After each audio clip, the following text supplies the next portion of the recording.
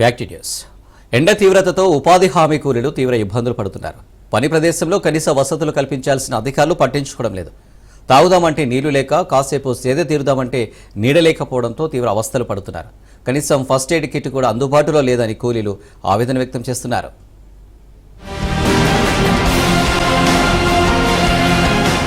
కొమరం భీం ఆసిఫాబాద్ జిల్లాలో ఉపాధి హామీ కూలీల బాధలు వర్ణనాతీతం. ఉపాధి హామీ పనుల వద్ద కనీస మౌలిక వసతులు లేకపోవడంతో కూలీలు అనేక ఇబ్బందులు ఎదుర్కొంటున్నారు. జిల్లాలో 1,23,000 ఉపాధి హామీ జాబ్ కార్డ్స్ ఉండగా 2,43,000 మంది కూలీలు ఉన్నారు. ఇందులో 91,000 జాబ్ కార్డ్స్ యాక్టివ్ లో ఉండగా 1,70,000 మంది నిత్యం కూలి పనులకు వెళుతున్నారు. గ్రామాల్లో కూలీల వలస నివారణకు గాను 2005లో జాతీయ గ్రామీణ ఉపాధి పథకాన్ని ప్రవేశపెట్టారు.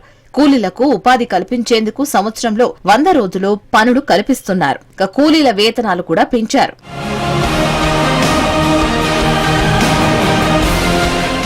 కానీ పనుల వద్ద మాత్రం సౌకర్యాలు కల్పించకపోవడంలో అధికారులు విమర్శల పాలవుతున్నారు. కనీసం ఓఆర్ఎస్ ప్యాకెట్లు అందుబాటులో ఉంచడం లేదు. మెడికల్ కిట్లు సైతం అందజేయడం లేదని కూలీలు ఆవేదన వ్యక్తం చేస్తున్నారు. ఎండలకు పనిచేస్తున్న నేపథ్యంలో వడదెబ్బ తగలకుండా ఉండేందుకు ఓఆర్ఎస్ ప్యాకెట్లను అధికారులు అందుబాటులో ఉంచాలి. మంచినీటిని ఏర్పాటు చేయాలి. కానీ తాగునీటి సౌకర్యం కల్పించకపోవడంతో ఇంటి వద్ద నుంచి బాటిల్స్ తెచ్చుకుని కూలీలు తాగుతున్నారు. పని ప్రదేశాల్లో కనీస సౌకర్యాలు లేకపోవడంతో కూలీలు ఎండలోనే పనిచేస్తూ ఇబ్బందులు ఎదుర్కొంటున్నారు.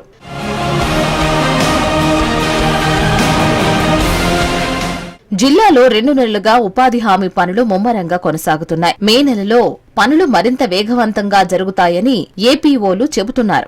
ఎండ తీవ్రత పెరుగుతూ ఉండడంతో పనుల వద్ద కనీస సౌకర్యాలు కల్పించడం లేదని ఉపాధి కూలీలు ఆవేదన వ్యక్తం చేస్తున్నారు. ఇదిలా ఉండగా పనులకు వచ్చే కూలీల వివరాలను ఎప్పటికప్పుడు నమోదు చేసేందుకు గాను నూతన సాంకేతిక పద్ధతిని అవలంబిస్తున్నారు. నేషనల్ మొబైల్ మానిటరింగ్ సిస్టమ్ ద్వారా పనులకు హాజరైన వారి వివరాలను పోర్టల్లో నమోదు చేస్తున్నారు. కొలత ప్రకారం పనిచేస్తున్నాం. ఖచ్చితం మాకు 300 రూపాయలు పడాలి. కొలతతోటి ఇస్తాను, కొలతతోటి తీసుకెళ్తాన్నాం. నీళ్ల సౌలత్ లేదు, టెంట్ సౌకర్యం లేదు. ఇంకా నైనా మాకు డబ్బులు పడతలేవు. 2 నెల 3 తారీఖు నుండి పని చాలా అయింది. అప్పటి నుండి మాకు డబ్బులు పడటం లేదు. కింద పడ్డా దెబ్బ తాకినా మాకు ఓఆర్ఎస్ ప్యాకెట్ లేదు, ఏ టాబ్లెట్లు కూడా మాకు లేదు ఆధారం. ఇకనైనా మాకు తాగునీటి సౌకర్యం కల్పించండి. కనీసం టెంట్ అయినా వేయండి. ఎండకు మేము చాలా ఇబ్బంది పడుతున్నాం. ఉపాధి హామీ పథకంలోని చట్టం ప్రకారం కూలీలు పనిచేసిన 21 రోజుల్లోనే వేతనాలు అందించాలి. కానీ ఫిబ్రవరి 2వ వారం నుంచి ఇప్పటి వరకు కూలీలకు వేతనాలు అందలేదు. జిల్లాలో 2004-2025 ఆర్థిక సంవత్సరానికి ఫిబ్రవరి 2వ వారం నుంచి మార్చి 31 వరకు ఉపాధి పనులు చేపట్టిన 70,614 మంది కూలీలకు సంబంధించి 6.65 కోట్ల వేతనాలు పెండింగ్ లో ఉన్నాయి. 2025-26 ఆర్థిక సంవత్సరానికి ఏప్రిల్ 1 నుంచి ఇప్పటి వరకు 74,862 మంది కూలీలు పనులకు వెళ్లగా వీరికి అందాల్సిన 7.61 కోట్లు రాలేదు. మొత్తంగా దాదాపు 2.5 నెలలకు సంబంధించిన 14,27,000 కోట్లు ఉపాధి కూలీల ఖాతాలో జమ కావాల్సి ఉంది.